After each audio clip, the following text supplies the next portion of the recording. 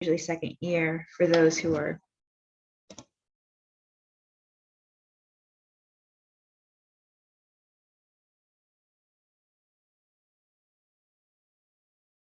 Okay, I don't know where Lily went, but I can share my screen as well. I'm Anya. Nice to see everyone. I'm not sure what happened there, but we're back. Oh, that's good. Lily, do you want me to share the screen? Yes, please, because I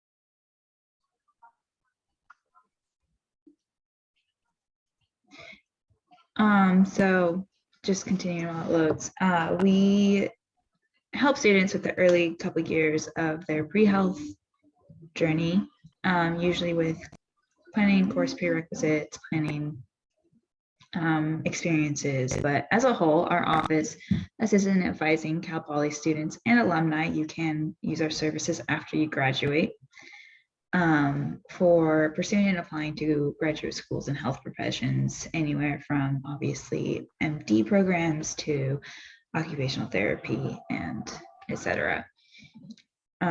We see students regardless of major, so it's kind of a common myth that you have to be a science major. That is not true. You can be any to go into any of these health programs. We have our advising staff, or our staff advisors as we call them, which typically help with the latter process of getting ready for meds or a health profession in the application process. So they will help with personal statements, interview readiness, making sure you know how to compile your experiences and express that in a cohesive manner on an application. Currently, there are 3 in our office. One of them is on maternity leave. So Christy, Anya, and Laura are available for appointment advising to help with applications. And then next slide, please.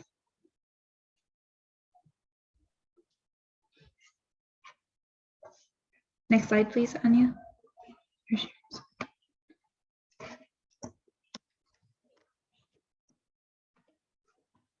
Okay, so we're having all the technical issues today, but that's okay. There are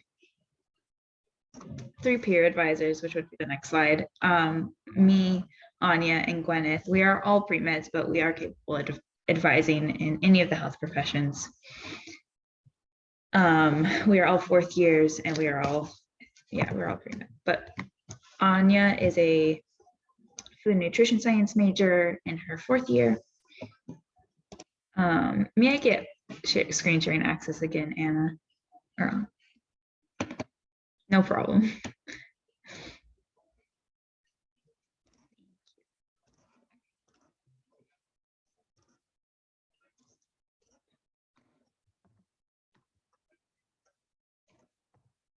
Okay, so there we are. Anya is food nutrition, Gwyneth is biology, and then I am a biomedical engineering. So again, to reiterate, peer advisors typically help with the prerequisite planning, finding volunteering opportunities or leadership opportunities to kind of help start building your resume. And we also keep the Canvas page updated, which is a list of resources for MCAT prep or test prep, mainly MCAT, because that is our primary student base. And also interview resources. So students who have gone and applied from various health professions and then interviewed, we ask for their feedback on what the experience is like, and we post that to our Canvas page. We also have our blog and website. Our blog is a compilation of various opportunities that are sent our way by different programs, webinars, etc. And then our website is kind of the most cohesive breakdown of every single health, or not every single, but the most health professions that we see and how to go about pursuing those. And then staff advisors, again, help with application readiness. What have you done? What do you need to fill in? How do you put that into your personal statement? And then preparing for interviews. So that just, again, oh, and also we have drop-in hours for peer advisors, and the staff advisors are appointment only. And sometimes our staff advisors offer various classes to help students get those experiences. So it can also go towards your, at least your degree credit count. And the most common one is Bio 253, which is a shadowing class. However, it is TBD whether it will be offered in spring or not, which would be the next time that would be offered because of COVID and being able to find clinics that are willing to let students shadow. Then our website, which is just freehealth.cal poly.edu. And kind of to just start us off, we want to start, or if a student comes in, says, I'm interested in a health profession and I don't know what to do or how to like choose, then we start here. So how do you choose a health career? And we typically try to go through these questions. How much do you wish to deal with people? Because if you want to deal with a lot of people, then doctor, nursing, PA, PT would be great. If you don't, maybe start looking into like clinical science technician or laboratory clinical laboratory technician. How are you comfortable studying science? So obviously there is plenty of chem and OChem and biology and any of the pre-health professions to varying degrees. So are you willing to put in that time and effort? Are you prepared to enter an area where you will have to spend time and effort keeping up with development in fields? So a lot of the time, even after you graduate school, you will have to keep up with the research that is produced daily, sometimes even daily, as we saw with COVID, and be able to apply that to your patients. Are you a team player? So where in the team would you want to be? Would you want to be leading the team? Would you rather be a little more isolated? What lifestyle do you envision for within at least medicine? OB-GYN is much different than dermatologist. And those are also very different levels of competitiveness to consider. And then what is your vision and philosophy for patient care, which we will go into a little more later, but there are different fields of, or philosophies of study for each health profession, primarily nursing versus medicine, and then within medicine, allopathic versus osteopathic. So to start us off within medicine is there's also the physician assistant, which it follows the medical model, except it operates under a doctor's supervision. Sometimes it can be fairly independently, but that depends on the clinic you are in.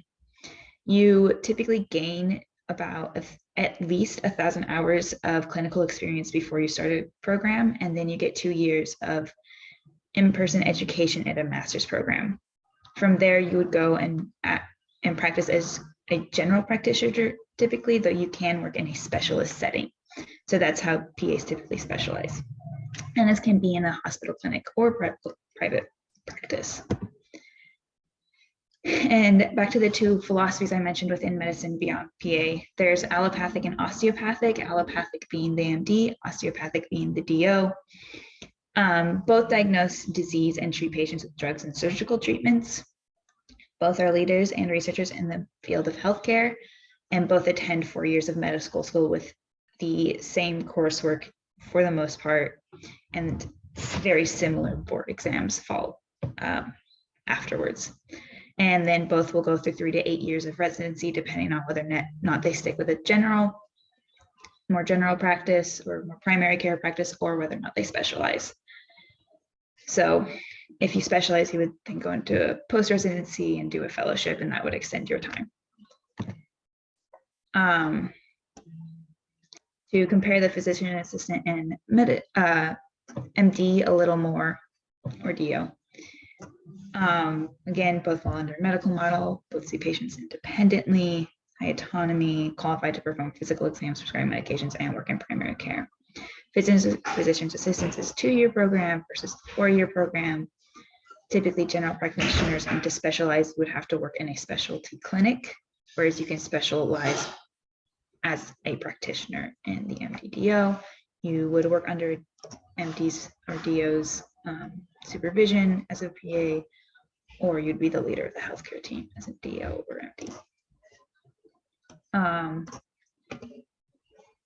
Then, so between allopathic and osteopathic, allo means they're different pathodisease, so it tends to be a more pathological view of the body, whereas osteo is more focused on the bones or typically manipulation of the musculoskeletal system. So that is not it's a rule of thumb, but it is not exactly it's not directly applicable to all professions. For example, I shadowed under a DO obstetrician and gynecologist, and she treated patients the exact same way an MD would. I asked her if she'd ever used her osteopathic training for gynecology or obstetrics, and she said she couldn't really find a way to do it. So it kind of depends on the profession how much that influences your practice. So allopathic use treatments that differ from the disease cause, in contrast to homeopathy, where it's like cures like, and developed in the 18th century. Osteopathic a little newer, developed in the 19th century, and it complements allopathic processes. So then there's medicine versus nursing, wherein nursing is considered an independent model from healthcare. You treat and educate patients and the public about medical conditions.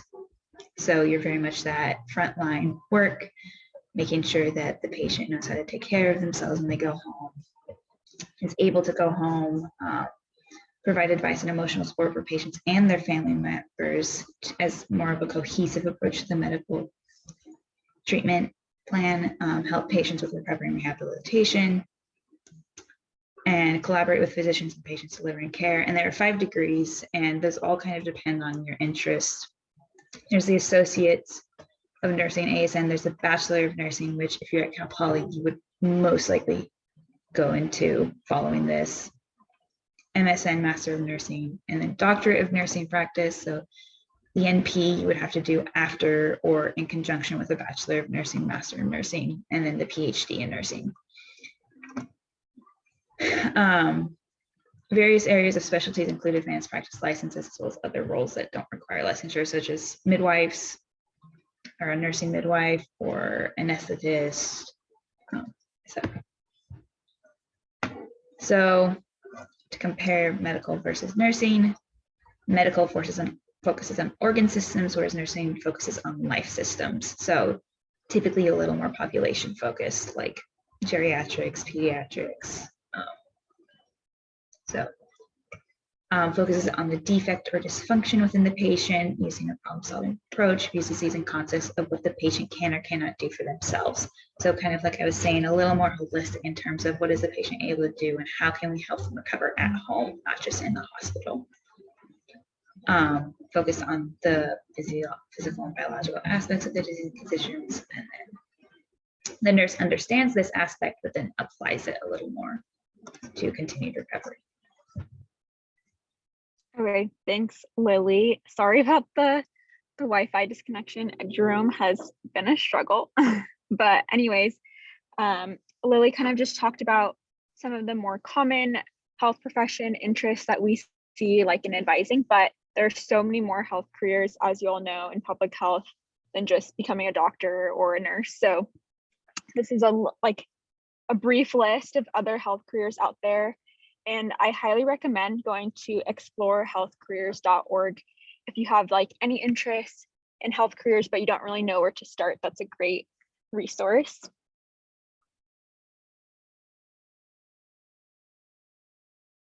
And then here's just like some general tips of like for any health professional career interest. And the first is just to explore, like use that website, try shadowing, just gain exposure to each like area of healthcare however you can.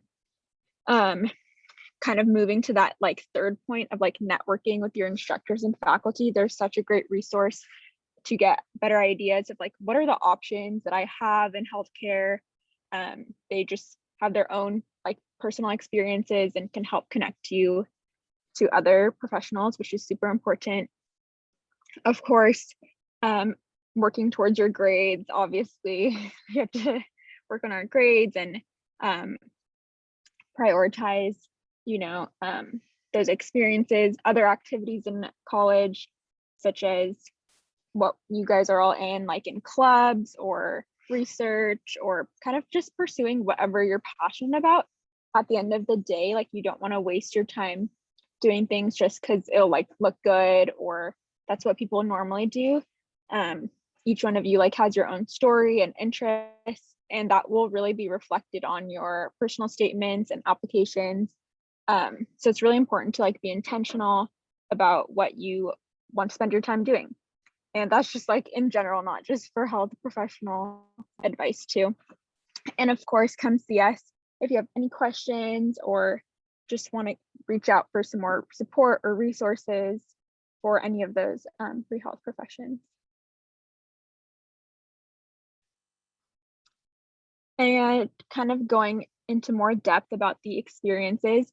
Also, if you kind of browse through our Canvas page and our just pre-health page, we kind of have like a longer list of examples of experiences, but there are kind of 4 different types. We kind of break down the health related ones, which would be anything in like a clinical or public health setting, the peer health educators with Pulse, PHLs. I know some of you are PHLs or have been.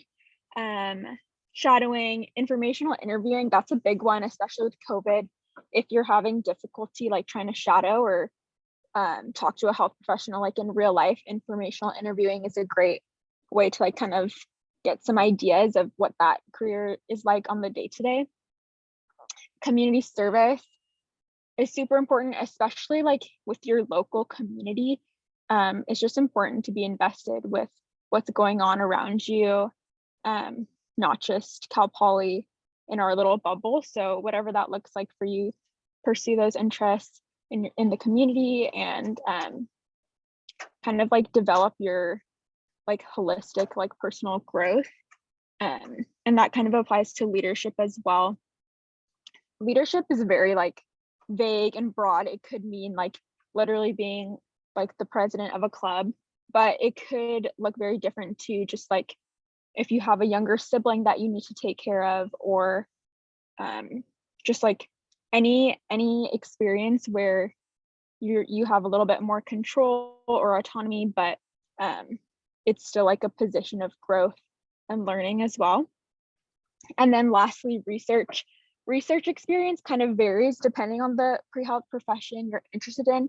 It doesn't have to be like science related, like you don't have to do research on like cells in a biolab, but it could be like public health research or like psychology research, any research.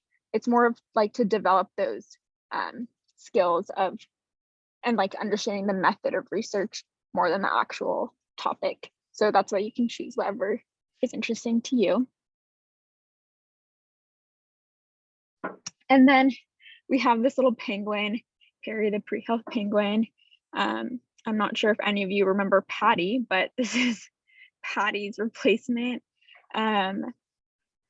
But basically, these are kind of all the components of like being a pre-health student that are going to be important as you begin to apply to different health professional programs. And so for the head, as like the primary, like most important part of the application will be your grades, your scores, anything like that. And at the base, the feet is like what's going to like legitimately get you there is your application and interviews. And kind of the rest is like the body, all your different experiences, your rec letters, personal statement, which are all important, but primarily it's your grades and your application. But everything in the middle is kind of what differentiates you from other applicants. So those are equally as important, but this is just another way of viewing all those different aspects we've been kind of going through. And then another thing to consider with pre-health professions is the admissions competencies.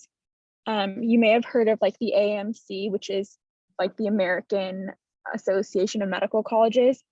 And they have like this list of competencies for medical students, but in the advising office, we think it really applies to all health professionals.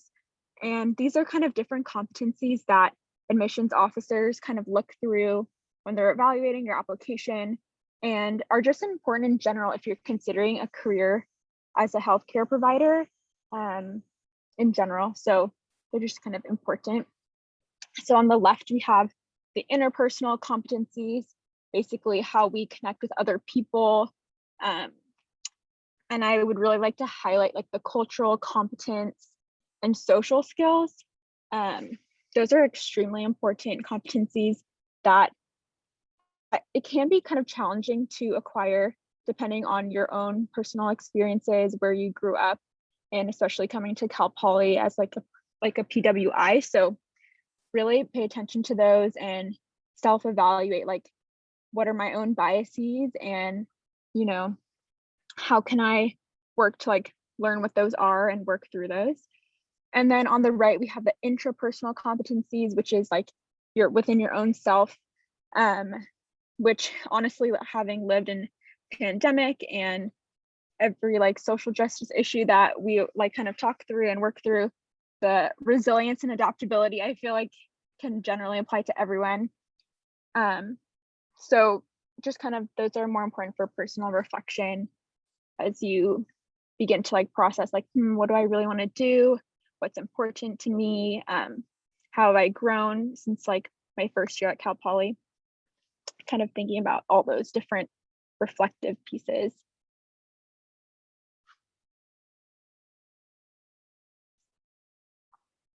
And then this is kind of the scary part, the timelines. And I would just like to preface, there's no like official timeline. Everyone's on their own timeline.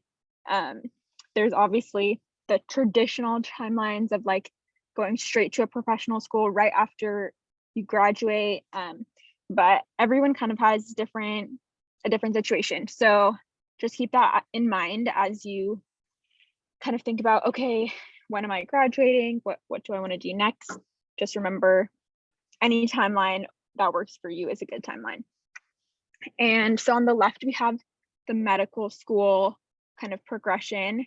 And so in the first 2 years, we kind of recommend just like solidifying your study habits and getting used to like the quarter system, maintaining your grades, kind of exploring your own interests and different careers, kind of working towards those core competencies. And then once you finish your prerequisites, is when you can plan to take the MCAT.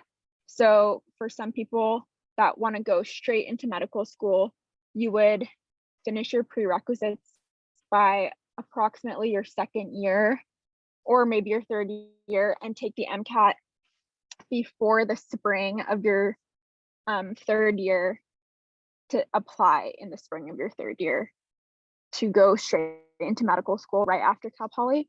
I have to say, like, it's not very common to do that, at least for Cal Poly students. There are very few students who feel like they're ready, like not just finish their prerequisites, but like mentally, emotionally, like ready to just jump right into 4 more years of school. So it's super common to take a gap year or multiple gap years, and even do like post-bac programs or master's programs or service years, a lot of different things after Cal Poly. So we just recommend taking the MCAT after your prerequisites are complete. And then on the right, we have PA school, which is even more variable. Again, very, very uncommon to go to PA school straight after graduating from Cal Poly. That's because of those direct patient hours. So typically students start to get involved with those direct patient hours during their time at Cal Poly, but even though like the minimum is like 1,000 hours, most students have like 2,000 to 4,000 hours. PA schools are definitely very competitive. So maintaining your grades is super important. And we kind of describe PA school as like reverse medical school. So in medical school, you do like 2 years of just like classroom didactic training. And then your like second 2 years are like rotations and kind of getting more involved in the like physical experiences. Whereas PA school is like a 2-year program, but you need to get those clinical hours beforehand to really familiarize yourself with the healthcare system and patient care before you go to your like 2-year training, if that kind of makes sense. And then the application cycle opens in the spring, and you can take the GRE anytime before. So the GRE doesn't require like all those prerequisites do like the MCAT. It's kind of similar to like another like standardized test like an SAT or something like that. It's like, I'll go over it in a little bit more detailed, but there's more variation of where you could take, when you could take it. So kind of a time where you have some time to study for it is the best, but it doesn't require you to like finish, you know, like that year of bio or OChem or whatever. So there's definitely more flexibility there.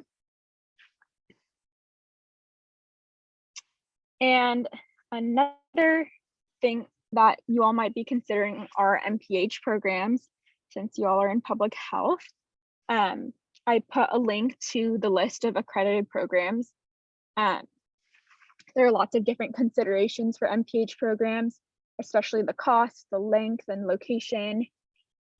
One thing to really note, as I've like kind of talked to different people who are in public health or like Cal Poly alum, is that a lot of students don't go to an MPH straight out of Cal Poly. Like most people like work in public health or some other career for quite some time until they know exactly why they want to have that MPH, and they kind of work on a very like focused interest and have like a specific goal. Like I specifically want to work with this like population to do this.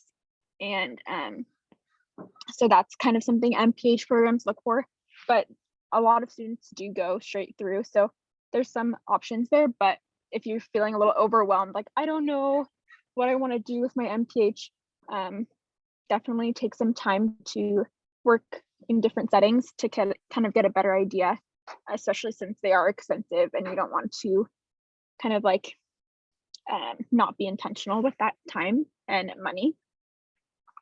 And so if you're not planning on taking that gap year in your 3rd year or the summer before your 4th year is kind of when you would take that GRE, and the applications are typically due in December to start in the subsequent year, kind of similar to applying to undergrad.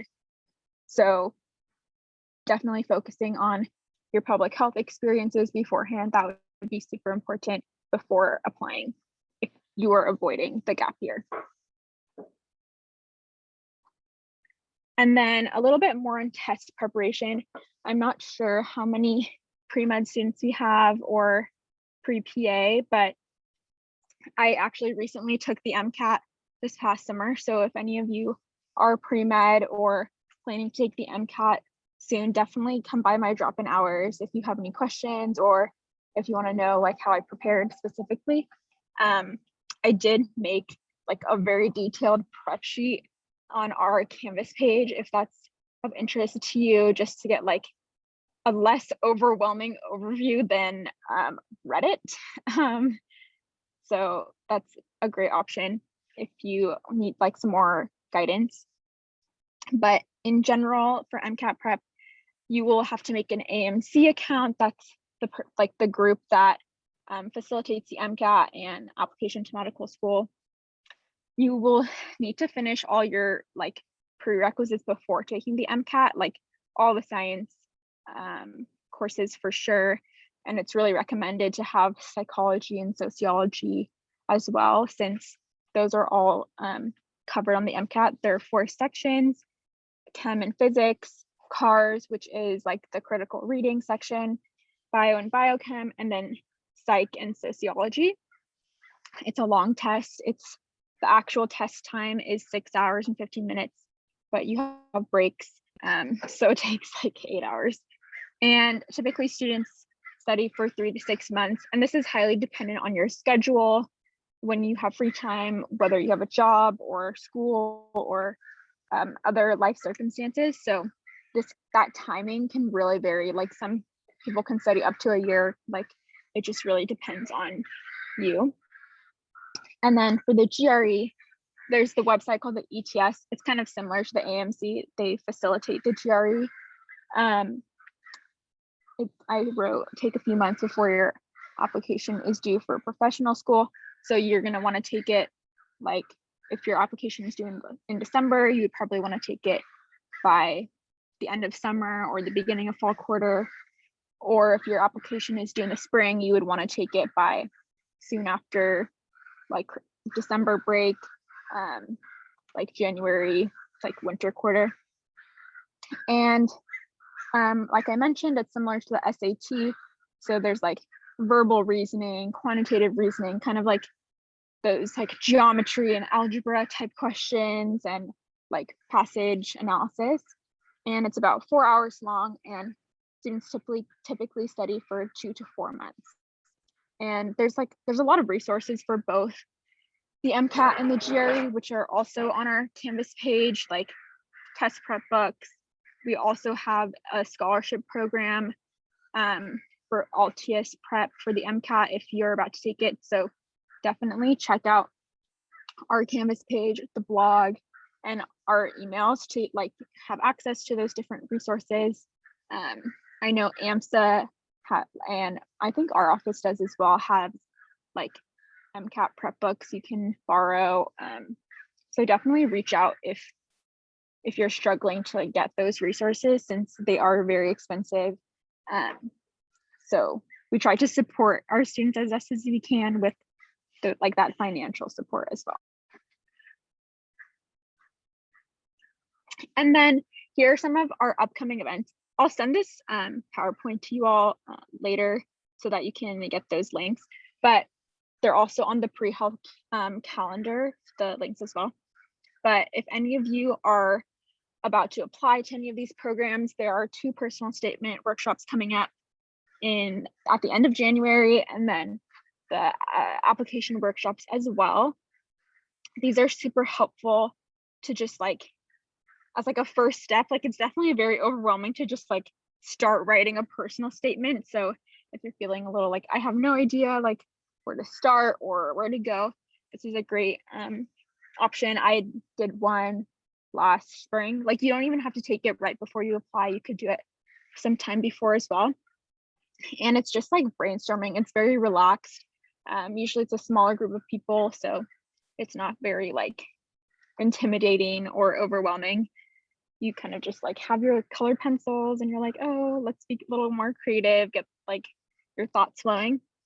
And then for the application workshops, that's a little bit more detailed, kind of like overview of like how much everything costs and more specific timelines, things like that. And then I just put a QR code to our Canvas page. I think it's like a sign up link. And if you just email us at prehealth@calpoly.edu and say that you want to be added to the Canvas page, we can do that for you. But the Canvas page is super resourceful as you begin to like look into schools. We have like a list of alumni, like interview feedback, application feedback, like sample personal statements, the questions they were asked in their interviews, things like that, which students find really helpful, especially to see how like Cal Poly alum did and where they went. So that's a great resource. There's also that MCAT prep sheet I mentioned, and more details of like each career and types of experiences, things like that. And then our blog, the blog has like, we post kind of a lot of like upcoming events, like virtual webinars, open houses for different professional schools, virtual experiences, kind of like any like new or upcoming events. I know the KPH emails are pretty resourceful. Like there's always like a long list of like ways to get involved. It's kind of like that. Yeah, kind of have some overlap with the KPH email too. So you might see some repeats, but especially like to get healthcare experiences during the pandemic, that's a great resource that the blog provides. And then our social media, if we just kind of post again our upcoming events, and our like updated hours, things like that. And then these are our virtual drop-in hours. We're all virtual right now, but that may or may not change, who knows. But these are our hours for this quarter. They generally stay the same unless we have like presentations like this, but we're pretty available and anyone can come in regardless of major, of course, or if you have like nowhere to start, or if you know exactly what you need, definitely feel free to reach out. Normally we're in Science North, but yeah, I think that's it. Did anyone have any questions or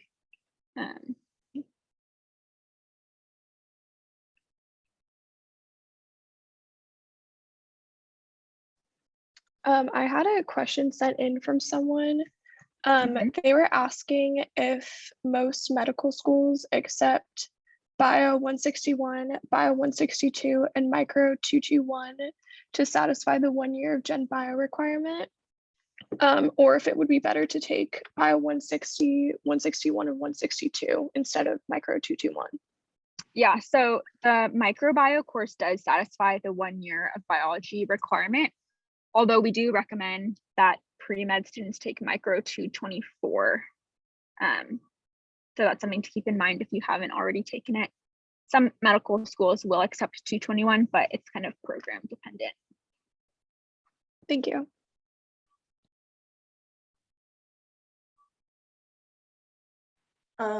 Is there a difference between Micro 224 and 221?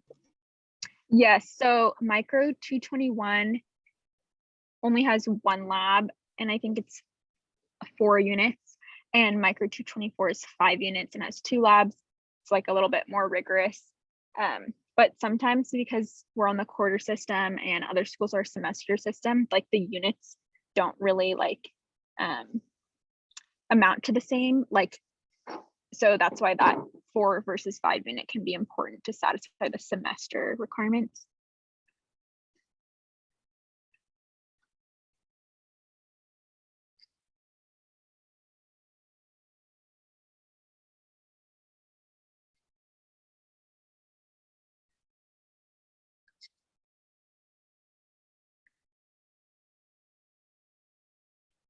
All right. If last minute, if anybody has any questions before I say something. Cool. Okay, well, first of all, thank you so much, Lily and Ananya, for coming and speaking. That was really insightful to me as a person going to grad school eventually, and I'm sure for the rest of our members. And I really appreciate you taking the time to come this week. And then to our members as a whole, next week, we're going to have a resume workshop with Dr. Alber. So please, which has always been one of our most popular meetings. So please come with your resume if you have one. It's okay if you don't. And she has a lot of really great tips about what you should do for your resume and for applying to jobs, internships, research, all kinds of things. And I believe that's the end of our updates. Am I missing anything, other board members? No, cool beans. But yeah, thanks again. And yeah, please send me that PowerPoint and we will send it out in our next email. But thank you so much. Thank you, guys. Thank you. Thank you. Yeah, no problem. I'll send that email right now. Awesome. Have a great day.